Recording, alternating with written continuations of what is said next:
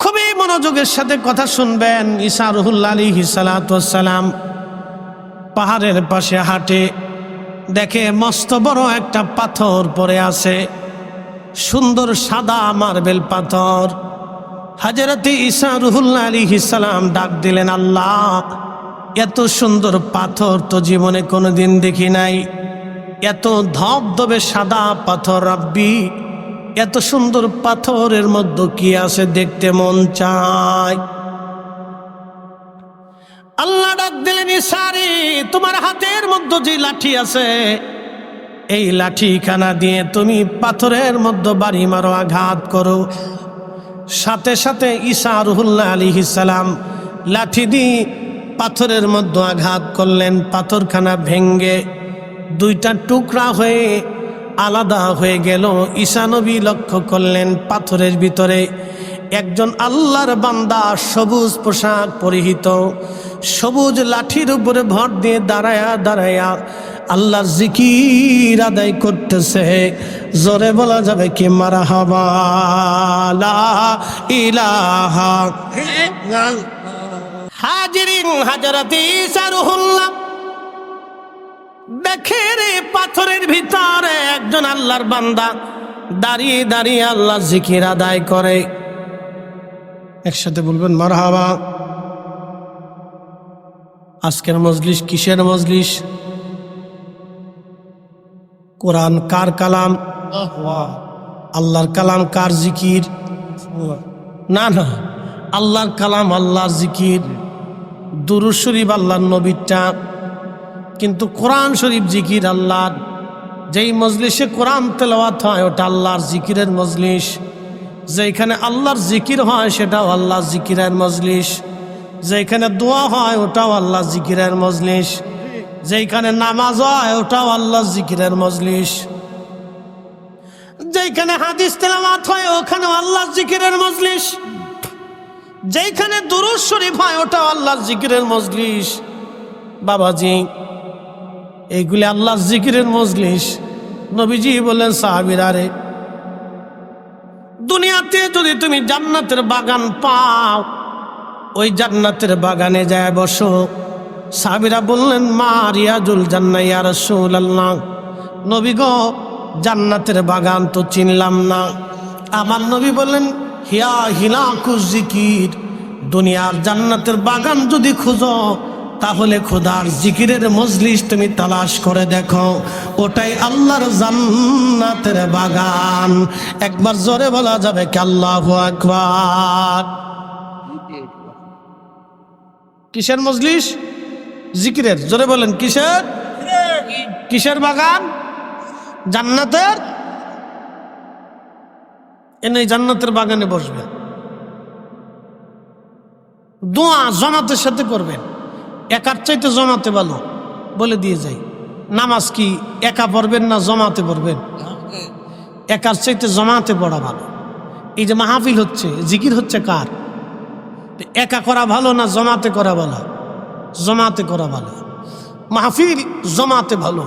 জমাত হইলি হিলাকুজ জিকির, রিয়াজুল জান্নাহ, এটা বেহেশতের টুকরা হয়ে যায় যদি জমাতে হয়। আর যদি জমাত না হয়, তাহলে আপনি একা থাকবেন, এটা জান্নাতের বাগান হবে না। আর যখন একাধিক লোক নিয়ে একসাথে করবেন, সেটা জান্নাতের বাগান হয়ে যাবে। একসাথে বলবেন আল্লাহু আকবার। ওটা মিলাদের নামে হোক, তাফসীরুল কুরআন মাহফিলের নামে হোক, ও ওয়াজ দুয়ার মাহফিলের নামে হোক, ও সালানা ইসলাহি জলসার নামে হোক, ও ইসলাহি মাহফিলের নামে হোক, ওটা ইস্তেমার নামে হোক, ওটা আপনার ওই কি বলে দুয়ার মাহফিলের মাধ্যমে হোক, ওটা হালকা জিকিরের মাধ্যমে হোক, ওই ইসলামী জলসার নামে হোক, যেই নামে হোক, নাম জারি হোক, কাজ কিন্তু একটাই। কি কথা বল না কেন? কাজ কয়টা? একটাই। কাজ ঘুরে ফিরে একটাই। ও কাজ কিন্তু ঘুরে ফিরে একটাই। মাহফিল শেষে দোয়া হবে কার কাছে? একসাথে বলেন তো, চাবো কার কাছে? মিলাদের পরে শেষে দোয়া হয় কার কাছে? না, ওইটা রসুলের কাছে চায়। হ্যাঁ, তো খালি বেদাত বেদাত কে শিখলেন কে? আজেরে খালি সমাজের ভিতরে ফেতনা সৃষ্টি করবেন না। এই ফিতনার কারণে আজকে আমরা মুসলমান ভাগে ভাগে ভাগ হয়ে একবারে দলে দলে দলে দলে উপদলে দলে উপদলে গোত্রে গোত্রে কমে কমে ভাগ হয়েছে, একটা আরেকটার দেখতারি না, একটা আরেকটার দেখতারি না। কি কথা কর না কেন? এগুলি করবেন না, কোনো মতেই করবেন না। চলুন, আল্লাহ রসুলের দুরূদ চলতেছে, এটা জমাতে হচ্ছে, আলহামদুলিল্লাহ করুন। কি কথা ঠিক কিনা?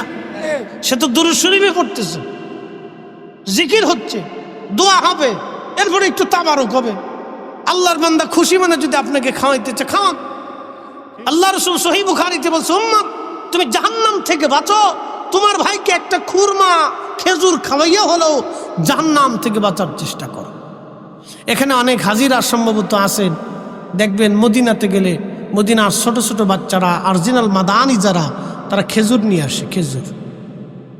খেজুর এনে এনে উহুদে ঘুরে, মদিনা দিয়ে ঘুরে, তারপরে ওই যে জিয়ারার যে জায়গাগুলি আছে, এই জায়গাগুলি খেজুরের ওই কার্টনগুলি নিয়ে নিয়ে বাচ্চারা ঘুরে আর সবাই খেজুর খাওয়ায়। একসাথে বলবেন না মারহাবা? সবাই কি খাওয়ায়? খেজুর খাওয়ায়। আচ্ছা আপনারা বলেন তো, হজে যারা যায় পার্সেন্টেজ হিসেবে তারা কি সবাই দরিদ্র? 95% লোকগুলো ধনী, পয়সাওয়ালা। কি কথা ঠিক কিনা? 95% লোক কি পয়সাওয়ালা যারা হজে যায়। তো তাদেরকে খাওয়ায় মাদানীরা যে আপনারা খান। কেন? মেহমান হিসেবে খায়। ওই যে আল্লাহ রসুল বলছেন, তুমি একটা খেজুর দিয়ে হলেও, মেহমানদারি করে হলেও তুমি জাহান্নাম থেকে বাঁচার চেষ্টা করো। একসাথে বলবেন আল্লাহু আকবার। এই জন্য আপনার বাড়িতে যদি একজন মেহমান যায়, কিছু না হলেও 1 গ্লাস পানি দিয়ে হলেও আপনি খাওয়াইয়া তার মেহমানদারি করবেন। এই নীতি যেন থাকে। আপনি জীবনে কোনোদিন মাদানি বাড়িতে গেলে, আল্লাহু আকবার, অরিজিনাল যারা মাদানি আনসারি, এদের বাড়িতে গেলে জীবনে আপনাকে একটা খেজুর না খাওয়া হলেও আসতে দিবে না। আমি এবছর হজে গেছি, তা আমার এই হেরেমে বসে রয়েছে। আমি তো দীর্ঘ সময় ওই আসরে যাইতাম, একবারে মাগরিব এশা পড়ে এক অজুতেই এশা করে আমি চলে আসতাম। হেরেমে বসতাম, একবারে আসরের সময় যায় বসতাম, আসরের নামাজ পড়ে বসে কোরআন তেলাওয়াত করতাম, হাদিস পড়তাম। তো হেরেমে দীর্ঘ সময় বসে থাকতে থাকতে আমি চিন্তা করতাম যে অজু যাতে ছুটে না যায়। তো অনেক সময় অ্যাসিডিটি হতো, খাইলে অ্যাসিডিটি হবে, মানে গ্যাস হইতো।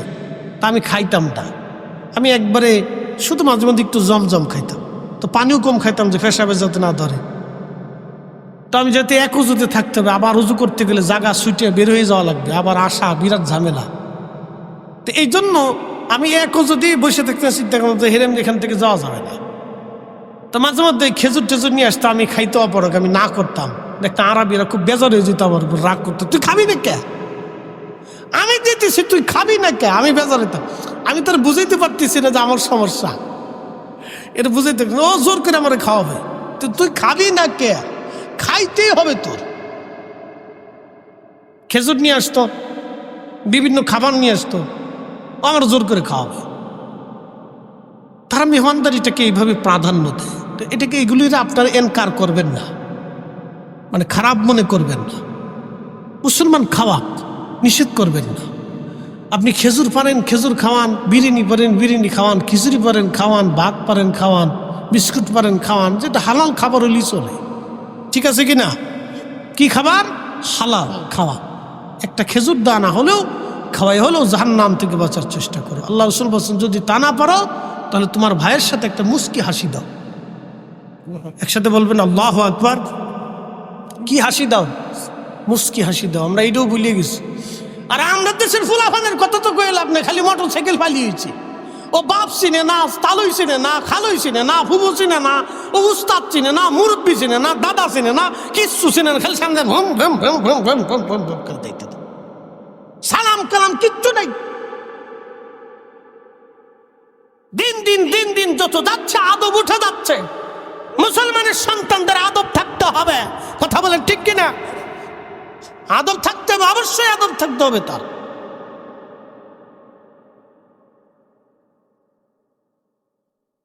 প্রিয় উপস্থিতি আমার, খুব মনোযোগ দিবেন।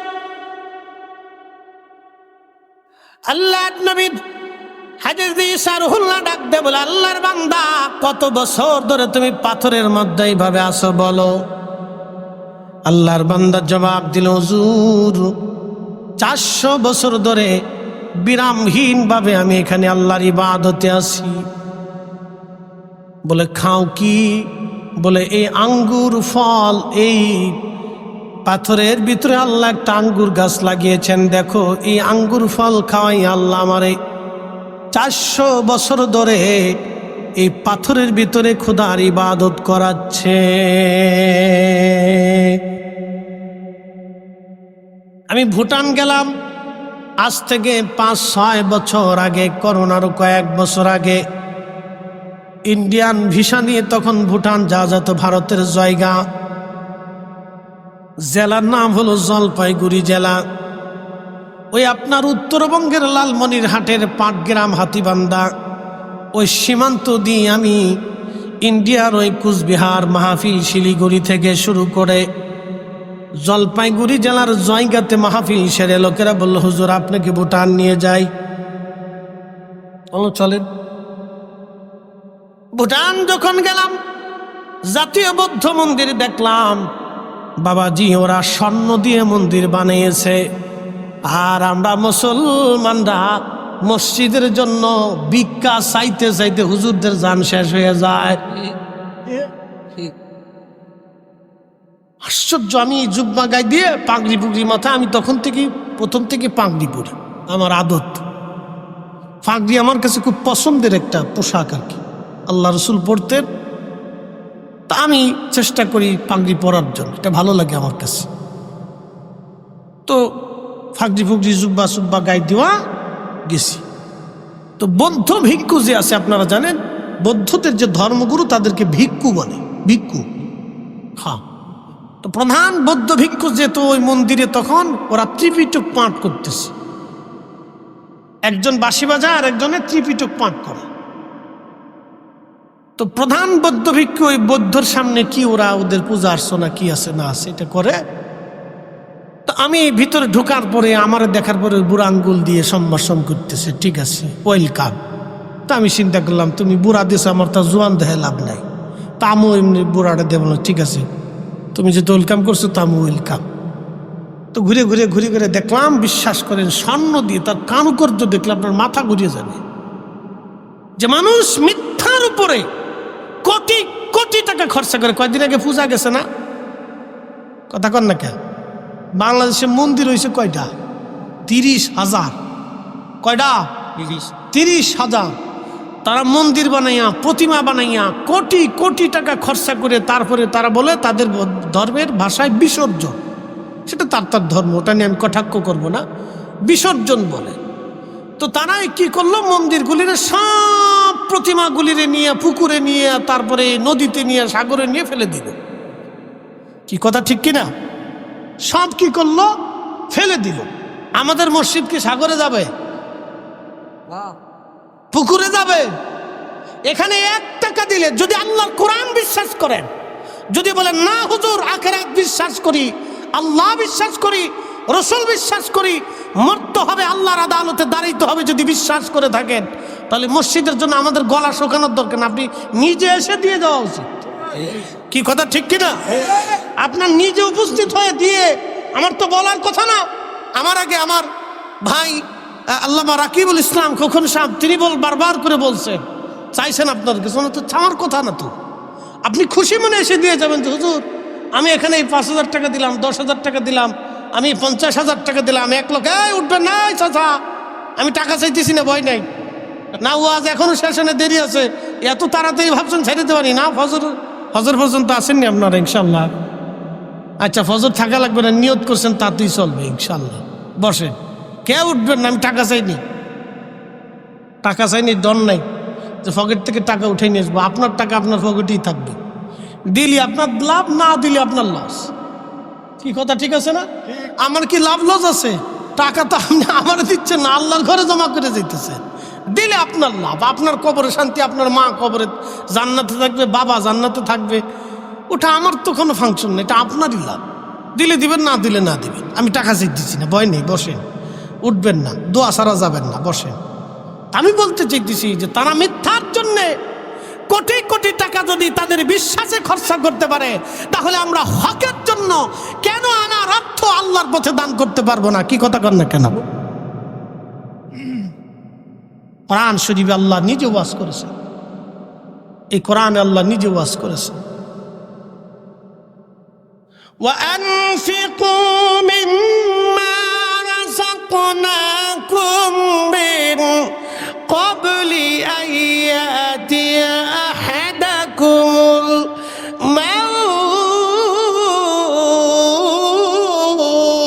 الموت বান্দা তোমাকে রিজিক আমি আল্লাহ দিলাম, সম্পদ আমি আল্লাহ দিলাম। কে দিছে? আচ্ছা বলেন তো, ধান লাগাবেন, আপনাদের দেশে কত শতকে বিঘা? 33% বিঘা হয়। আমাদের ফরিদপুরে 52 শতাংশে বিঘা। তাহলে আমাদের হিসাব তো ওইদিকে আমাদের ধান, আমাদের অঞ্চলে একটু উঁচু, ধান কম হয়। আপনাদের এলাকায় 33 শতকে কয় মন ধান হয়? 30 মন ধান হয়। 30 মন ধানের জন্য কত কেজি বীজ ছিটাইতে হয়? 3 কেজি বীজ ছিটাইয়া 30 মন ধান যিনি দিলেন, এক বাক্যে বলেন তো সেই মালিকের নাম কি? এই জন্য আল্লাহ বললেন, বান্দা রিজিক আমি তোমারে দিলাম, ওই রিজিক থেকে আমি আল্লাহর পথে তোমার মৃত্যু আসার আগে তুমি আল্লাহর পথে খরচা করো, মরণ আসার আগে, মরণ আসার আগে। জিন্দেগি তোর যাইরে ফাঁকি দিয়া রে সোনার আদম, জিন্দেগি তোর যায় ফাঁকি দিয়া। ও আদম রে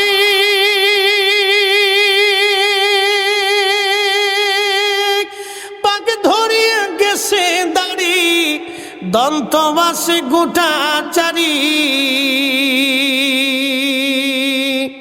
সমন জারি গিয়াছে করিয়ারে সোনার আদম, জিন্দেগি তোর যায় ফাঁকি দিয়া। বাবাজি খুব মনোযোগ দিবেন, একটা লোক উঠবেন না। আমি ঈসা আলাইহিস সালাম কি ওই পাথরের মাঝখানে আল্লাহর বান্দার কাছে রেখে আসছি। তারপরে চমকপ্রদ আশ্চর্য কিছু কথা আছে, শুনে যাবেন। কিন্তু তার আগে আমি শুধুমাত্র কমিটির অনুরোধে আপনাদের কাছে, একটা লোক উঠবেন না, লড়াচড়া করবেন না। যদি মন চায় যে হুজুর মরণ আসার আগে কিছু মসজিদে দিয়ে যাব, শুধু লোকেরা রুমাল নিয়ে যাবে, এই যাবার ভিতরে খুশি মনে দিবেন, আর এর ভিতরে আমি কিছু সময় জিকির করব। উঠবেন না, যার যার রুমালগুলি নিয়ে যাবেন। এই কোন দিকে কোন দিকে না যাওয়া যাবে না। আমি ওয়াজ ছাড়ি নেই, কিন্তু শুধু 2 মিনিটে খুশি মনে সবাই সন্তুষ্ট মনে শরীক থাকবেন। যান যান যান, এক ভলেন্টিয়ার ভাইরা ঢুকেন, এই পাশে যাবে, এই পাশে যাবে, সবাই পকেটে হাত দিবেন দোয়ার আগে। আমি ওয়াজ ছাড়ি নেই বাবাজি, ওয়াজ ছাড়ি নেই, ওয়াজ আপনাদেরকে পরেই করতেছি। 1 মিনিট আমাকে একটু সময় দেন। আর এর ভিতরে দুরূদ শরীফ পড়েন, পকেটে হাত দেন, আব্বা আম্মার কথা মনে করে 500, 1000, 100 যার যেমন সামর্থ্য আছেন শরীক থাকবেন। কেউ মাহরুম হবেন না বাবা আল্লাহর ঘরে। আরে বৌদ্ধ যদি স্বর্ণ দিয়ে বানাইতে পারে, তাহলে আপনি আল্লাহর ঘর কেটে কেন আপনার একটা সিমেন্টের অংশ এখানে রেখে যান? বলে হুজুর 400 বছর ধরে পাথরের মধ্যে আমি আছি। বলে কি করেন? 400 বছর ধরে আল্লাহর ইবাদত করি। খান কি? বলে এই আঙ্গুর ফল আল্লাহ এই পাথরের ভিতরে লাগিয়েছেন। 400 বছর ধরে আল্লাহর নিয়ামত জান্নাতি খাবার খেয়ে বেঁচে আসি। বলে আল্লাহর বান্দা 400 বছর ধরে বিরামহীনভাবে দুনিয়ার সব জঞ্জাল ঝামেলা মুক্ত হয়ে রব্বুল আলামিন আপনাকে দিয়ে এখানে আল্লাহর ইবাদত করিয়েছে। ওহে আল্লাহর বান্দা, আল্লাহর নবী ঈসা রুহুল্লাহ আল্লাহকে ডাক দে, বলেন রাব্বি, এই বান্দার চাইতে মর্যাদাওয়ালা বান্দা পৃথিবীতে আর কেউ আসেনি। আল্লাহ ডাক দে বলেন ঈসা, এর চাইতো দামি বান্দা আমি আপনার পরেই একজন নবী আসবে, আখিরি নবী, তার উম্মতরা এর চাইতে মর্যাদাওয়ালা হবে। একসাথে জোরে বলেন আল্লাহু আকবার। এবার বুঝাই, আখিরি নবীর উম্মতরা হবে এর চাইতে দামি। ঈসা রুহুল্লাহ ডাক দেয়া বলেন, রব্বুল আলামিন কিসের কারণে দামি হবে? আল্লাহ ডাক দিলেন, ঈসা রে, আমি আখিরি নবীর উম্মতের মধ্যে বিশেষ বিশেষ কিছু সময় মুহূর্ত ইবাদতের মর্যাদা মূল্য আমি আল্লাহ দিয়ে দিব। ওই মর্যাদা মূল্যের কারণে, যেমন লাইলাতুল বারাত, এরপরে লাইলাতুল কদর, জুমার রাত, এরপরে 2 ঈদের রাত, এই রাতগুলিতে যারা আল্লাহর ইবাদত করবে জেগে জেগে জেগে জেগে, কিয়ামতের মাঠে তাদের দিল মরবে না, তাদের দিলগুলি জিন্দা থাকবে, দিলগুলি জিন্দা থাকবে। বলেন মারহাবা।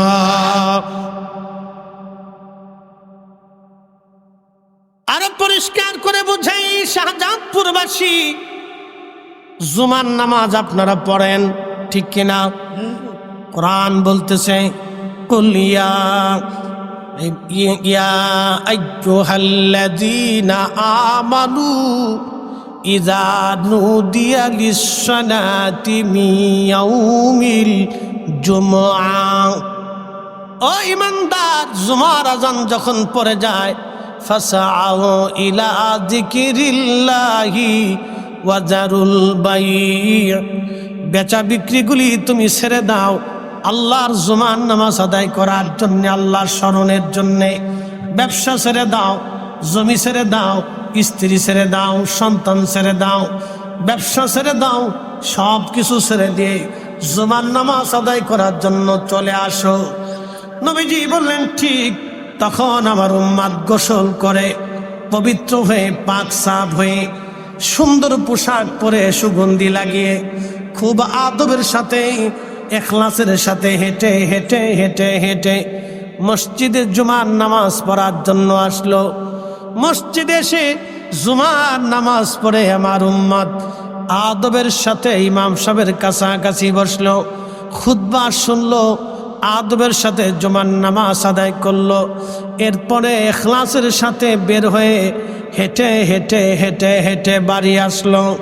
নবীজি বললেন, প্রত্যেক কদমে কদমে কদমে, প্রত্যেক পায়ে পায়ে পায়ে পায়ে আমার রব 1 বছরের নফল ইবাদত, 1 বছরের নফল রোজা, সারা বছর ইবাদত করলে যেই পরিমাণে নেকি, সারা বছর নামাজ পড়লে যেই পরিমাণে নেকি, সারা বছর রোজা রাখলে যেই পরিমাণে নেকি, বিরামহীন ইবাদত করলে যেই পরিমাণে নেকি, প্রত্যেক কদমে কদমে 1 বছরের নেকি আমার উম্মতের আমল নামায় আল্লাহ লিখে দিবে।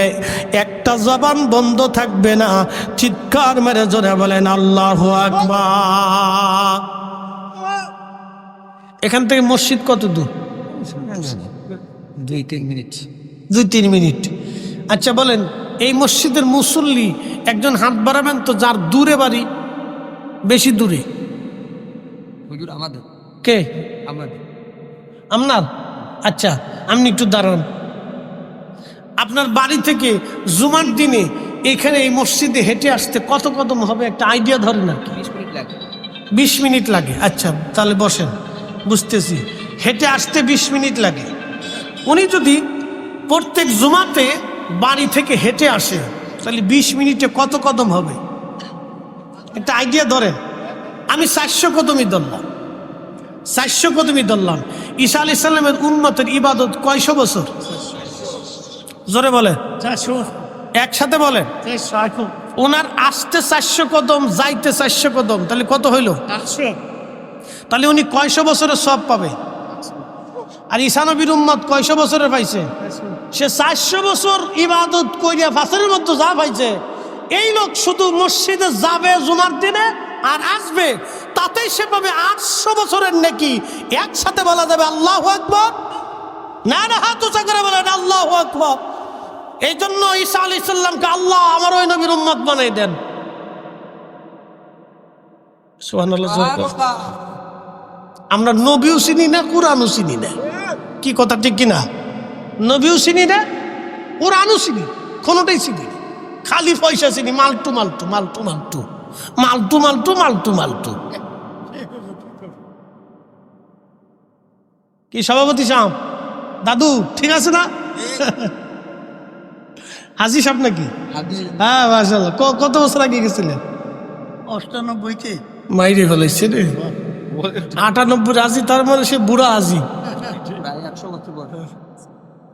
বয়সে 100 বছর। বুড়া কি শক্ত, টাডি মারাবা বলে। আল্লাহ আরো সুস্থতার সাথে হায়াত দিক, বলে না আমি।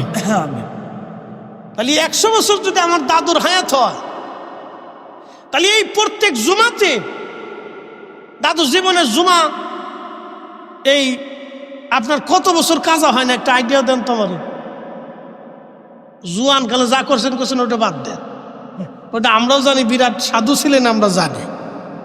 বুড়া কাল হজ করার আগের থেকেই যাতায়াত। মাশাআল্লাহ মাশাআল্লাহ। আবার হজের পরে তো আর বাদই নেই। তো হজের পরে আমি হজের পরেরটাই ধরলাম। 98 থেকে এই পর্যন্ত ওনার জুমা কাজা নাই। একসাথে বলবেন মারহাবা। 98 থেকে এই পর্যন্ত জুমা কাজা নাই। 20 বছরের জুমাই ধরেন, 20 বছরে ওনার জুমা কাজা নাই। তাহলে উনি হাইটে গেল, হাইটে আসলো, কত লক্ষ বছরের সোয়াব ওনার রয়েছে, খালি হিসাব করে দেখেন। এই জন্য ঈসা আলাইহিস সালামকে আল্লাহ আমার ওই নবীর উম্মত বানায় দেন। একসাথে বলেন আল্লাহু আকবার। খালি জুমার নামাজের হিসাব দিলাম, বাকি হিসাব অনুকূলই রয়েছে। এই জন্য এই উম্মতের এত দাম, এত মর্যাদা আল্লাহ দিয়েছেন আমাদেরকে। শুধু যদি আমরা একটু হিকমত করি আর ইখলাসের সাথে কাজ করি, তাহলে হাসতে হাসতে জান্নাতে চলে যাব। হযরত ঈসা আলাইহিস সালাম বলেন, ইয়া রাব্বি ওয়া দাআ ওয়া বাশারাতু ঈসা রূহুল্লাহ। নবী হাদিসে বলতেন, আমি ঈসা আলাইহিস সালামের সুসংবাদ। এই জন্য প্রত্যেক মাহফিলে ওয়াজে ঈসা আলাইহিস সালাম আমার রসুলের প্রশংসা করে বলতেন, আমার পরে একজন নবী আসবে, তিনি এই মর্যাদার অধিকারী, আমার পরে তিনি আসতেছে, আমার পরে তিনি আসতেছেন। আর তিনি দুয়াতে বলতেন, আল্লাহ আমরা আখিরি নবীর উম্মত বানাই দেন, উম্মত বানাই দেন, উম্মত বানাই দেন। আল্লাহ পাক তার দোয়াকে কবুল করে নিলেন।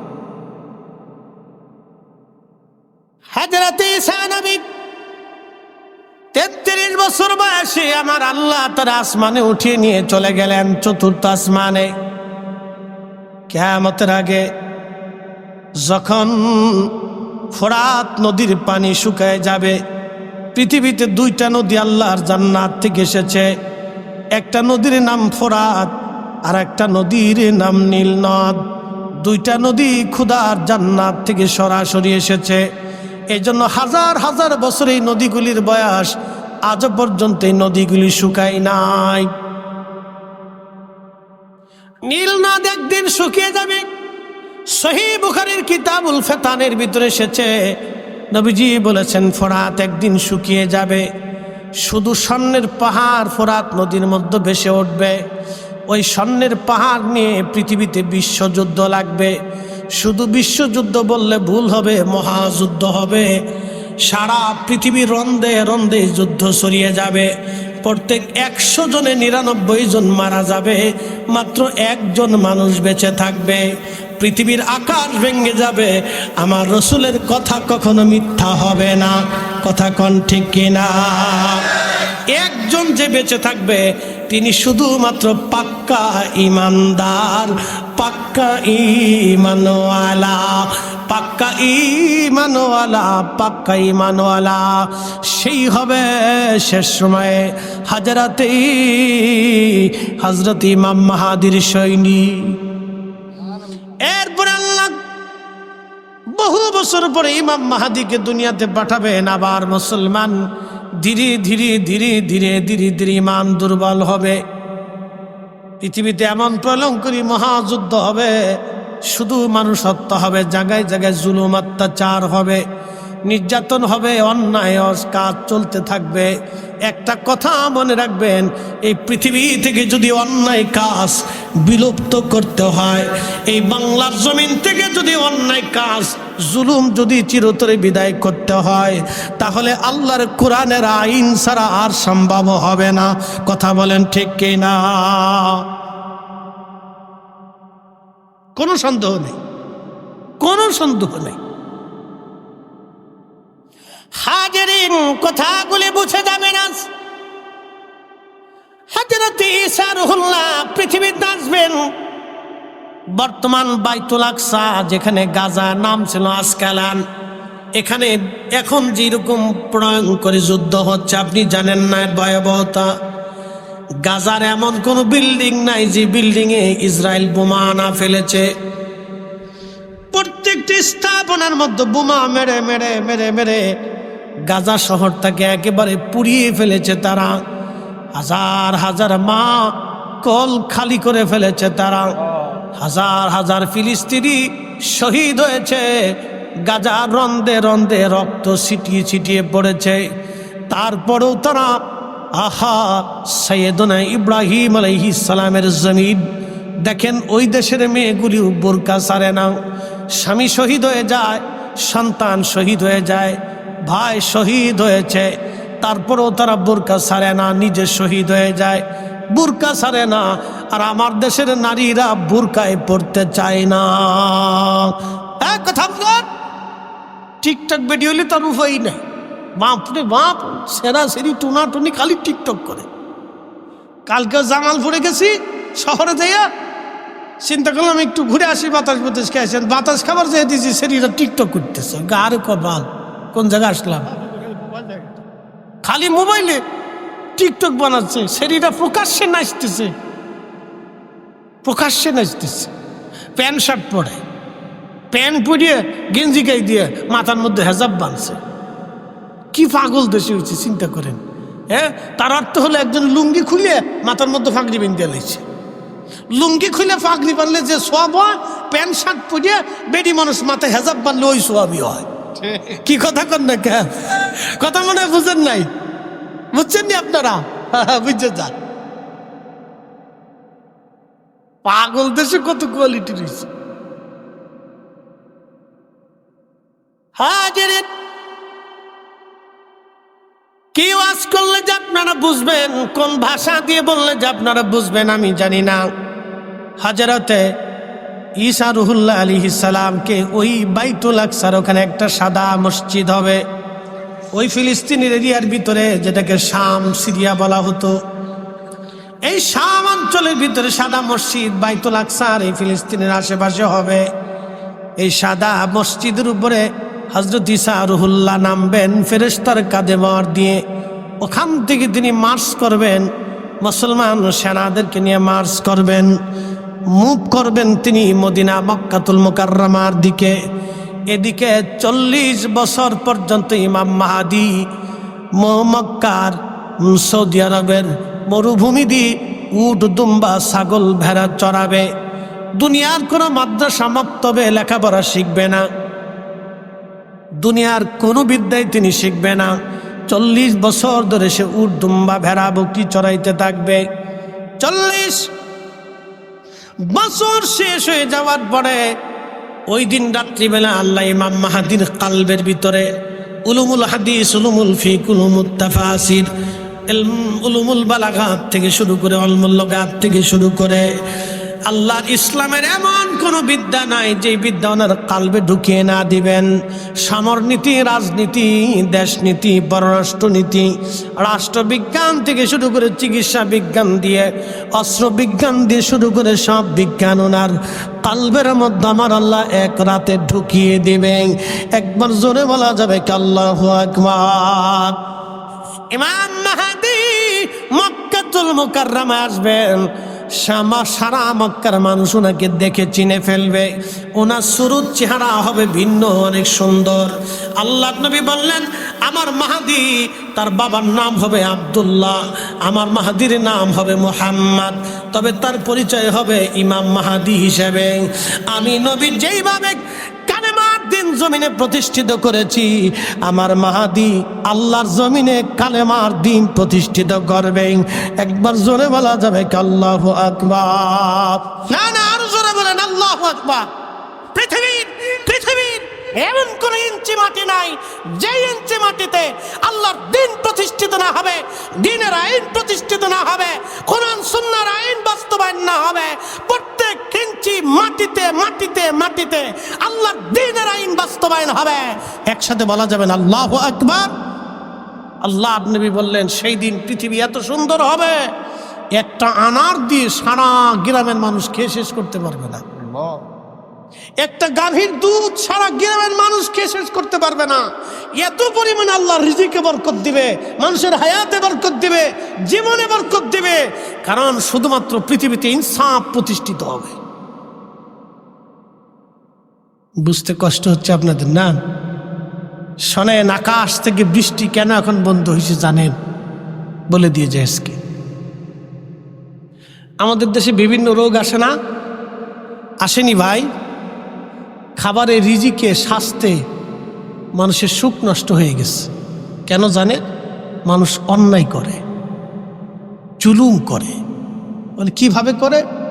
আমাদের দেশের হাজার হাজার যুবক আছে মাকে মারে, বাবাকে গালি দেয়, আছে না ভাই? আছে। যদি ধরেন বাংলাদেশে ইসলামী শাসন ব্যবস্থা থাকতো, ওর 14 গোষ্ঠীর কলিজাতে সাহস ছিল? জীবনেও না। ওর বাটাম চালান হয়ে যেত দেশে, মনে রেখেন, ওর বাটাম চালান হয়ে যেত।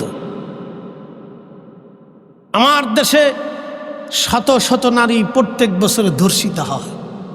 ধর্ষণ হওয়ার পরে আদালতে বিচার চাইতে গেলে কত কাহিনী করে, তদন্ত করতে গেলে পুলিশ বেচারা টাকা ডাইন দিয়ে বাম দিয়ে হিন্দে সে হিন্দে খালি লইতে তাই, কত কাহিনী করে।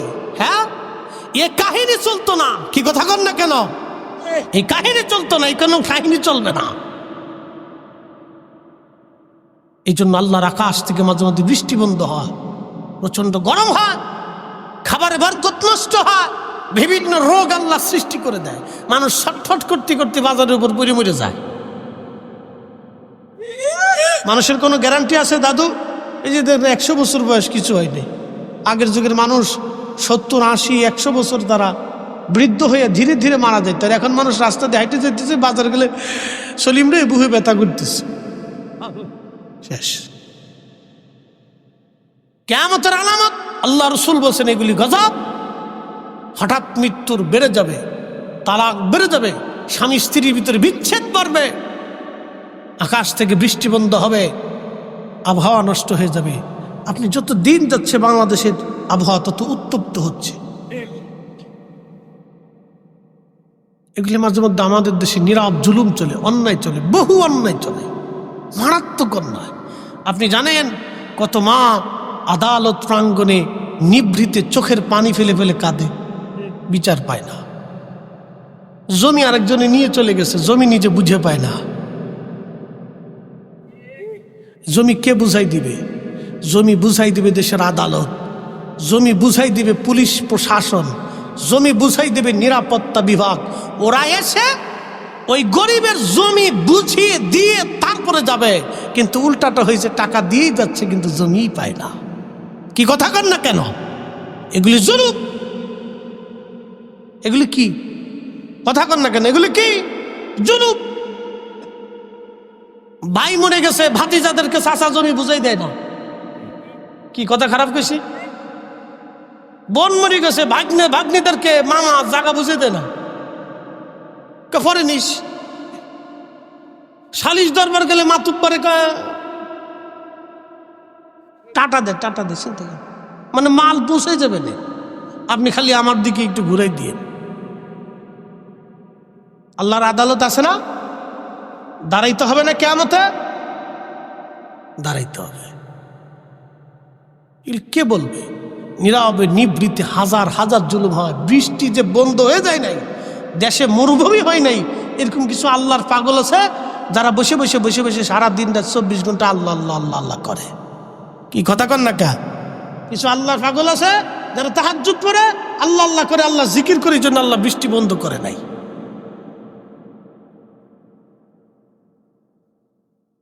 বাবাজি, হক কথা তিতা লাগে।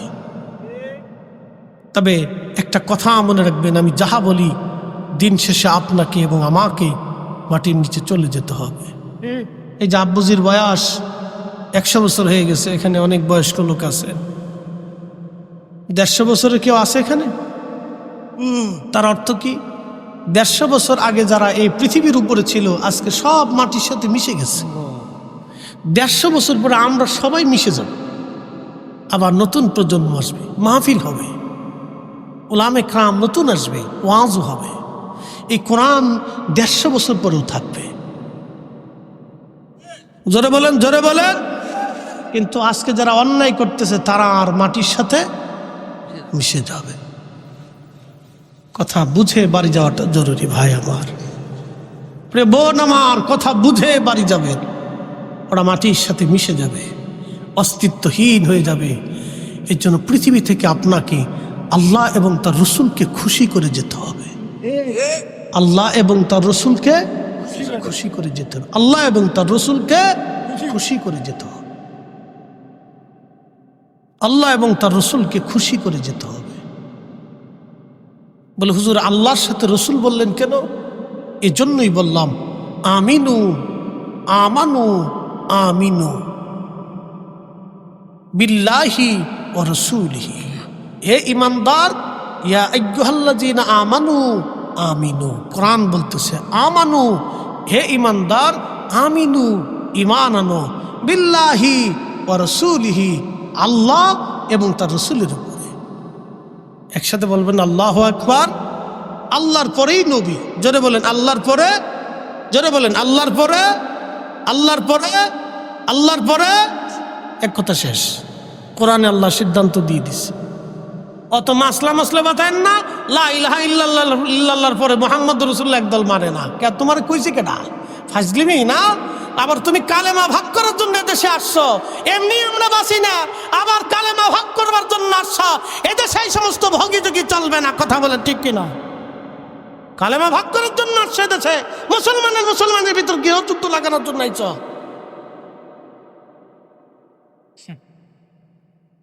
এমনি দেশের মানুষ হাজার হাজার ঘুষখোর, সুদখোর, আকাম্মে ওকাম্মে, আজারে বাজারে আমরা এগুলির সাইজ করতে পারতেছি না। এরপরে মনে হয় আমরা মুসলমানের ভিতরে কালেমা নিয়ে ঝগড়া বাঁধাই দিচ্ছে।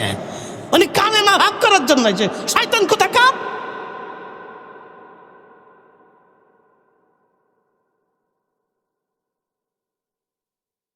এগুলি চলবে না।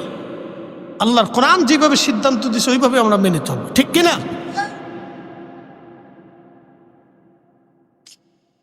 প্রিয় উপস্থিতি আমার, অনেক কথা বলতে বলতে সারা রাত পার হয়ে যাবে। শুধু আপনাদেরকে বুঝাইলাম আল্লাহ আমাদেরকে অনেক সম্মান দিয়েছেন, অনেক মর্যাদা দিয়েছেন। এই মর্যাদা যেন আমরা ধরে রাখতে পারি। কালকে থেকে, আজকে থেকে এখান থেকে নিয়ত করে যাব আল্লাহ আর জীবনে এক ওয়াক্ত নামাজ ছাড়ব না। ইনশাআল্লাহ বলেন। না না, সবাই একসাথে বলেন ইনশাআল্লাহ। জোরে বলেন ইনশাআল্লাহ। আর একটা কথা মনে রেখে যাবেন, আজ একটা কথা মনে রেখে যাবেন, আমার পীর ভাই যারা আছেন তারা মনে রেখে যাবেন, আমার প্রত্যেকটা মুসলমানই আমার ভাই। কথা ঠিক কিনা? আমরা সবাই কি ভাই? কথা কন না, আমরা সবাই কি ভাই? এক কোরআন, এক আইন, এক বিধান, এক সুন্নাত, এক জীবন, এক কথা। আমরা প্রত্যেকটা মুসলমান ভাই। মিলাদ, কিয়াম, আমরা যারা কিয়াম করি, যারা দাঁড়াই, তারা সির্ফ আল্লাহর নবীর ইজ্জতের জন্য দাঁড়াই। এখানে চেয়ারম্যান, মেম্বার, এমপি, মন্ত্রী, মিনিস্টার এগুলোর জন্য আমরা দাঁড়াই না, সির্ফ আল্লাহ রসুলের ইজ্জতের জন্য দাঁড়াই। কথা ঠিক কিনা? আপনার যদি ভালো না লাগে দাঁড়ায়েন না, কিন্তু যারা দাঁড়ায় তাদেরকে খারাপ বললেন। কি কথা ঠিক কিনা? ঝগড়া করবেন না। দাঁড়াইছে দাঁড়াই থাকুক, যে বসে রয়েছে এখন আর বসে রয়েছে তার আর জোর করানোর দরকার নেই, গুতাগুতি করার দরকার নেই, ঠিক কিনা? এগুলি এখন আমাদের সময় না, এগুলি আমাদের সময় না, এগুলি সময় না। তবে সে যখন বুঝবে সে এমনি দাঁড়াবে। কারণ ইমাম মালিক, আমার ভাইরা গেছেন, হাজী সাহেবরা আছেন, উলামা ইকরাম আছেন। ইমাম মালিক রাহিমাহুল্লাহ পৃথিবীর 4 ইমামের এক ইমাম। আল্লাহু আকবার। ওনার নাম মসজিদে নববীতে আমি স্বর্ণাক্ষরে সাহাবা ইকরামের নামের পরে লেখা দেখছি। আল্লাহ, 4 জন ইমামের নাম, ইমাম আবু হানিফা, ইমাম মালিক, ইমাম আহমদ ইবনে হাম্বল, ইমাম শাফিঈ। 4টা মাযহাবের ইমামের নাম মদিনার মসজিদে নববীর ভিতরে সাহাবা ইকরামের নামের পরে লেখা। আপনি জানেন তারা কত সম্মানিত? 80 বছর মদিনার সীমানার ভিতরে ইমাম মালিক জুতা পরেন নাই। আপনি যারা হজে গেছে, যদি আপনি শুধু খালি পায়ে হাঁটেন, আল্লাহু আকবার, প্রচণ্ড গরমে আপনার পা ফুসকা পড়ে ঘা হয়ে যাবে। 80টা বছর একজন আশিকে রসুল জুতা পরেন নাই, থুতু নিক্ষেপ করেন নাই, পায়খানা পেশাব মদিনার হাউদের ভিতরে পরেন নাই। মদিনা ইউনিভার্সিটি থেকে শুরু করে পাহাড়ি কোণার থেকে উহুদের শেষ প্রান্ত দিয়ে মদিনার হাউদ, মদিনার সীমানা, একবারে আপনার জুলহুলাইফা পর্যন্ত মদিনার সীমানা। এই সীমানার ভিতরে উনি পেশাব পায়খানা করতেন না। উনি মদিনার হাউদের ভিতরে কোনোদিন ঘোড়া, গাধার উপরে, উটের উপরে পিষ্টে উঠতেন না, খালি পায়ে হাঁটতেন। হেঁটে হেঁটে মদিনার সীমানার বাহিরে এসে পেশাব পায়খানা করতেন।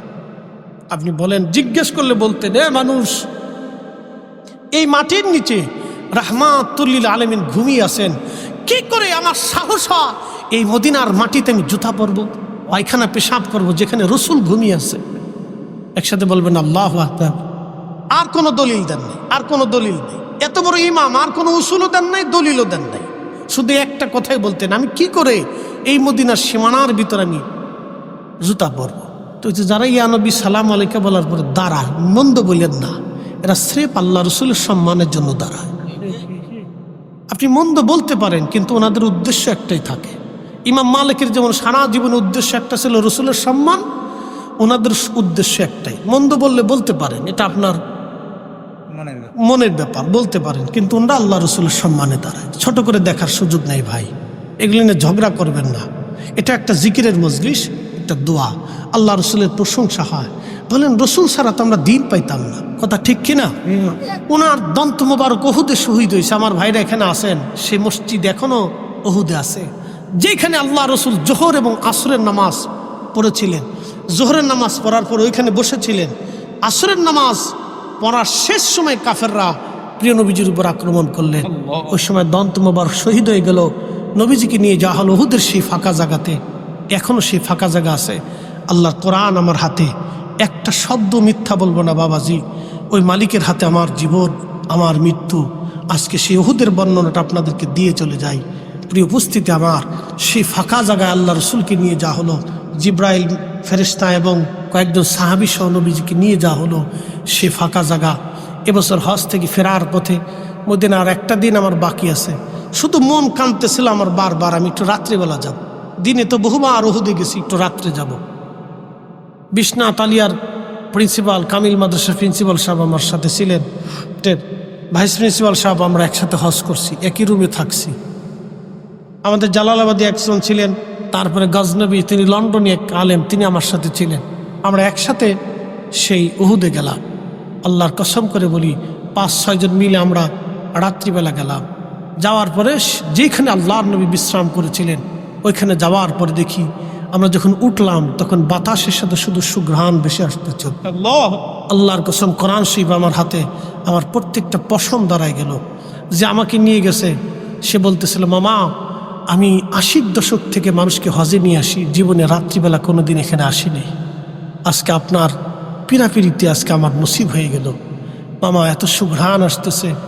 ওই যেখানে আল্লাহর নবী বিশ্রাম করছিলেন ওই জায়গাটা সিমেন্ট দিয়ে সৌদি প্রশাসন আটকাই দিছে, যাতে ভিতরে কেউ না যায়, ওখানে কেউ অপবিত্রতা না করে, সেভ করার জন্য শুধু জানালার মতো একটু কেটে রাখছে। বিশ্বাস করেন, আমরা বেয়ে উঠে জানালার ভিতর দিয়ে মুখ লাগায় ফাঁকা জায়গা দিয়ে নাক, ভিতর থেকে এমন সুঘ্রাণ আসতেছিল, আল্লাহু আকবার, আল্লাহর কসম, 1450 বছর পরেও আল্লাহর নবীর সুঘ্রাণ আসতেছে। বেহেশতের সুঘ্রাণ, পৃথিবীর কোনো আতরের সাথে সুঘ্রাণের কোনো মিল হবে না। যিনি আমাকে হজে নিয়ে গেছিলেন তিনি বললেন, মামা আমি বাইতুল আকসাতে গিয়েছিলাম। বাইতুল আকসাতে সেই পাথরের উপরে, যে পাথরে নবীজি কদম রেখেছিলেন, সেই পাথরে প্রিয় রসুলের পায়ের ছাপ এখনো আছে। ওই পাথর থেকে যেই ঘ্রাণ আসে, উহুদ থেকে এখান থেকে সে একই রকম ঘ্রাণ আসে। বলে যে পৃথিবীর কোন আতরের সাথে ঘ্রাণ আপনি মিলাইতে পারবেন না। ছোট করে দেখার সুযোগ নেই বাবা। আল্লাহ রসুলের কোনো বিষয়কে ছোট করে দেখবেন না, দেখলে আপনার জীবনের ক্ষতি হয়ে যাবে। প্রিয় ভাই আমার, আমরা প্রত্যেকজন মুসলমান, আমাদের কোরআন একটা, আমাদের রসুল একটা। ভালোবাসতে হবে রসুলকে জীবনের সব কিছু দিয়ে, কথা ঠিক কিনা? সব কিছু দিয়ে বাসতে হবে। এই জন্য ছোট করে দেখার সুযোগ নেই। নিন্দা মন্দ এগুলি করবেন না, মিলেমিশে থাকবেন। আল্লাহ আমাদেরকে মিলেমিশে থাকার তৌফিক দিক। সকলে বলে না আমিন। আসেন প্রিয় নবীজিকে দাঁড়িয়ে সালাম জানাইয়া, নবী সালাম।